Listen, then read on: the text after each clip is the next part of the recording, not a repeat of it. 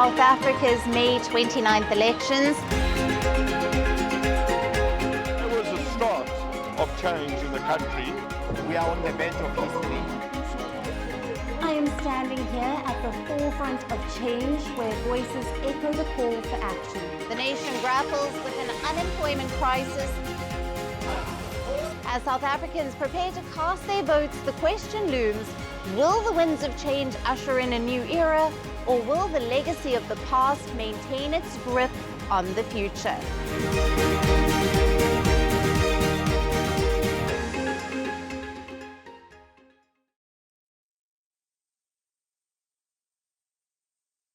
Hello and welcome. Let's take a look at our top story. South African election is just a day away. And here on Firstpost, we bring you continuous coverage of this historic election, where South Africa could witness the biggest political shift since the end of apartheid in 1994. Early voting has begun in South Africa's election. Those who must work on polling day or have special needs were given a chance to cast their ballot. Around 1.6 million out of the 27 million electorate were allowed to vote early. Now, over the weekend, all parties went full throttle as election campaigning came to a close.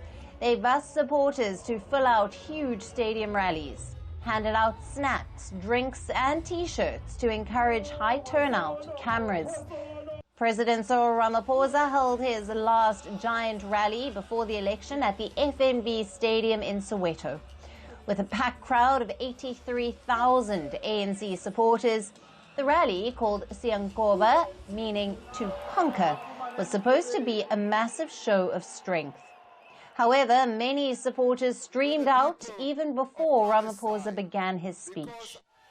The 2024 election has left ANC leaders more nervous than ever before. Opinion polls say the party will lose its majority for the first time since Nelson Mandela led it to victory in 1994. But President Ramaphosa declared that the party was poised for a decisive victory. Ramaphosa also vowed to do more on issues including jobs, high cost of living and state welfare. This as voters are likely to punish the ANC for high unemployment, rampant power cuts, widespread government corruption and a surging crime rate. Next 5 years, working with all South Africans, we will implement a jobs plan to put more South Africans to work. We will build our industries and invest in an inclusive economy. We will tackle the high cost of living. We will invest in our people and provide services that our people need. Our people everywhere have reminded us of how we have walked this journey together in the last 30 years to build South Africa. Wherever we have gone, the support of the ANC has been visible. It has been palpable.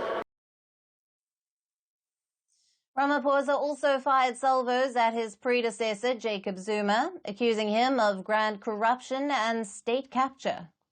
When this administration took office in 2019, our country stood at a turning point. We had endured a decade of corruption and state capture, of weak economic growth, and the erosion of our public institutions. Today, we have put that era behind us. Some ANC supporters carried coffins of opposition parties, including that of former President Jacob Zuma's MK party. The 82-year-old ditched the ANC in December last year to spearhead MK's campaign. Jacob Zuma mounted an 11th hour assault on the ruling ANC's grip on power. Zuma is not officially a candidate because of his conviction for a contempt of court case, but he is leading the MK party for a final push. He may not be standing for elections, but experts say he may take votes from the ANC. Opinion polls say the MK party could get between 8 to 13% of the national vote, which could deny the ANC a parliamentary majority.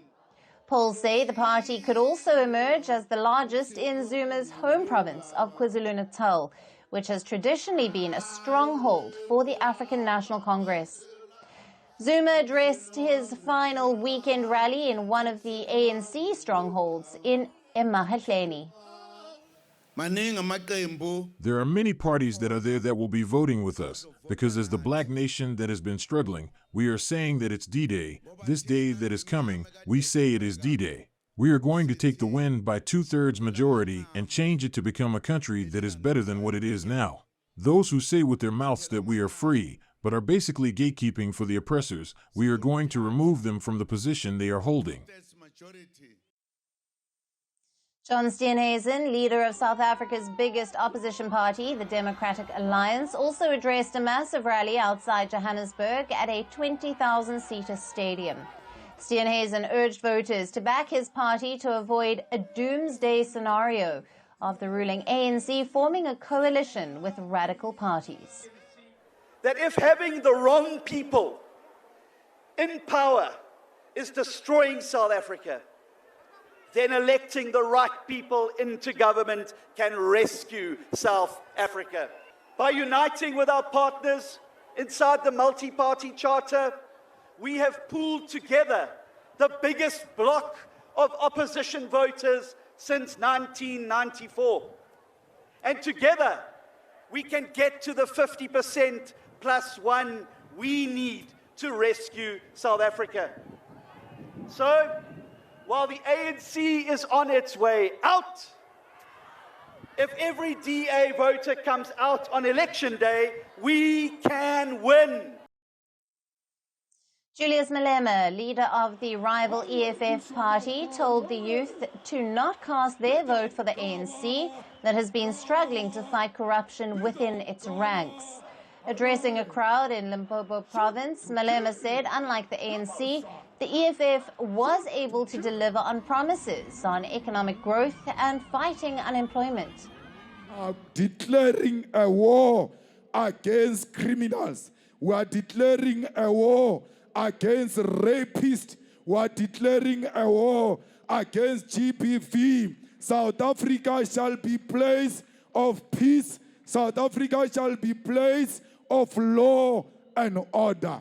We are ready to fight all kinds of criminals in our country, including the corruption of the politicians. No politician will be left unattended. Despite the predictions, all may not go down south for the ANC. This is because the opposition in South Africa remains heavily divided. There are almost 51 opposition parties, large and small, on the national ballot. Even if the DA does give the ANC a tough fight, its leaders would face a tough post-election battle to set up a coalition. Now, for more on this, we are being joined by Kim Heller, who is a writer and analyst who is joining us live from Johannesburg. Hello to you, Kim. Hello, good afternoon. Thank you for the invitation, and that was an excellent overview of the current situation. Great. Let's jump right in. As campaigning closes and early voting begins, opinion polls are suggesting the ANC's share of the vote could fall as low as 40%. Now, this, of course, compared to the 57.5% in 2019. If this happens, the ANC may lose its absolute parliamentary majority for the first time. What are your thoughts on this? Yes, that's the major question. What we saw was in 1994, the ANC was almost the only choice for a nation that wanted to be liberated from white minority power in the form of the apartheid regime. And we've seen a slow decline. My sense, however, is that the ANC may do better than the polls are showing. And I think whilst they may not get the 51%, I think they're going to be reasonably close to that. So I think we're probably looking at a 46, 48% tally for the ANC. And I don't think the situation is as bleak as some analysts are pointing out, because for the ANC to find a coalition partner is not going to be difficult. My own view is that they're probably likely to become bedfellows with the very conservative and white-leaning Democratic Alliance. And I think that's what South Africa could be looking forward to. Not looking forward to, because it would be a poor scenario for the majority of Black people, but it's a likely scenario. Right, and Kim, approximately 1.6 million out of the 27.6 million strong electorate were allowed to participate in early voting. What is the significance of early voting in the South African general election? Well, I think I think the more people go out, the better it's going to be for the opposition forces, particularly if those are young voters.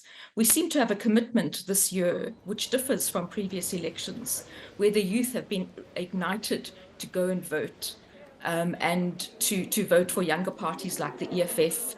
I think for the MK to a certain extent. And I think there's more on offer for young voters who are increasingly despondent, and most of them are sitting in the most chronic situation of unemployment. So if we get the young voters out, and the early voters have been younger voters, I think that's quite a positive trend. And how does South Africa's implementation of early voting compare with other countries around the world? Well, I think the one thing that has to be said for the South African system, electoral system, and the governance around it is that it's really world class. So I think we've got observers, we've got measures in place to ensure that the election is fair and free. To date, South Africa's got a very good reputation in that. So I think we're doing things as per best practice. I haven't seen anything that would not reassure me that that is happening at this stage anyway. Yeah, absolutely. Absolutely. Kim, thank you very much for being with us on Firstpost Africa and for your valued insights there. Thank you so much. Firstpost reports from the world's second largest continent. Hello, I'm Alison LaGrange. A very warm welcome from Durban, South Africa. We get you the news and the newsmakers from Africa. South Africa goes to the polls on the 29th of May. I will track the election and bring you ground reports. Is it the end of the road for the African National Congress? And will former President Jacob Zuma stage a dramatic comeback? From elections to climate change, to innovations and opportunities. As the world's attention shifts, we report from Africa, the heart of the global South. Join me every weekday live on Firstpost.